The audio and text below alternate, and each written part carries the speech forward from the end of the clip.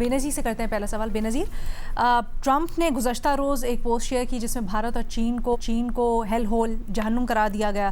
اس پر بھارتی اپوزیشن نے مودی پر شدید تنقید کی ہے. بھارتی وزارت خارجہ نے رد عمل دیا ہے لیکن کوئی سخت بات نہیں کی. آپ اس رد عمل کو کیسا دیکھتی ہیں؟ اس کے اوپر کیا رائے رکھتی ہیں؟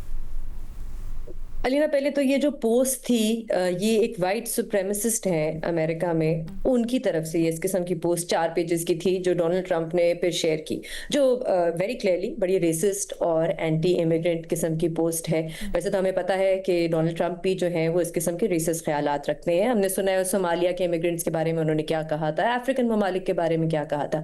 اس پوسٹ میں زیادہ تر وہ کہتے ہیں کہ برتھ رائٹ جو سٹیزن شپ ہے امریکہ میں اس کو ختم کیا جائے.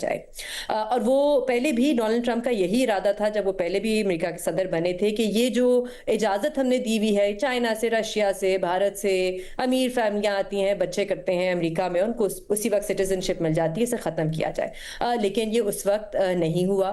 ظاہر سی بات ہے، اس کی وجہ یہ ہے کہ ان کی معیشت کو بھی اس سے بڑا فائدہ ہوتا ہے. لوگ آتے ہیں، بڑے پیسے خرچ کرتے ہیں وہاں پہ جب بچے پیدا کرتے ہیں.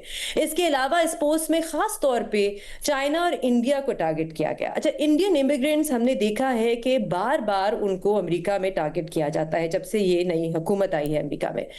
H1B ویزا آپ کو یاد ہے، جو ویزا تھے اس پہ بھی خاص طور پہ جب ایک فی لگائی گئی $1,00,000 کی، تو اس کا سب سے زیادہ جو وکٹمز تھے وہ تھے ہی انڈین امیگرینٹس. اور آپ امریکہ میں جائیں تو آپ دیکھیں گے ایک غصہ ہے کہ یہ آ جاتے ہیں انڈیا سے اور یہ اچھے ان کو جابز مل جاتی ہیں، اچھے گھروں میں رہتے ہیں، ان کے بچے اچھے اسکولوں میں جاتے ہیں اور وہ محنت سے کرتے ہیں. ایسا نہیں ہے کہ وہ کوئی چوری کر کے امریکہ آتے ہیں یا کوئی اسکیم کا فائدہ اٹھا کے آتے ہیں. وہ اپنی محنت سے وہاں پہنچتے ہیں. لیکن ایک غصہ ہے اور بار بار جو ہے انڈین امیگرینٹس کو ٹارگٹ کیا جا رہا ہے. تو جو رد عمل آیا ہے میرے خیال سے جو بھارت کی طرف سے آیا ہے، پہلے تو جب انڈین ایکسٹرنل افیئرز جو فارن منسٹری ہے ان سے پوچھا گیا تو انہوں نے کہا ہم ابھی دیکھ کے آپ کو جواب دیں گے. اس کے بعد ان کا جو بیان آیا اس میں نہ امریکہ کا ذکر ہے نہ ڈونلڈ ٹرمپ کا ذکر ہے.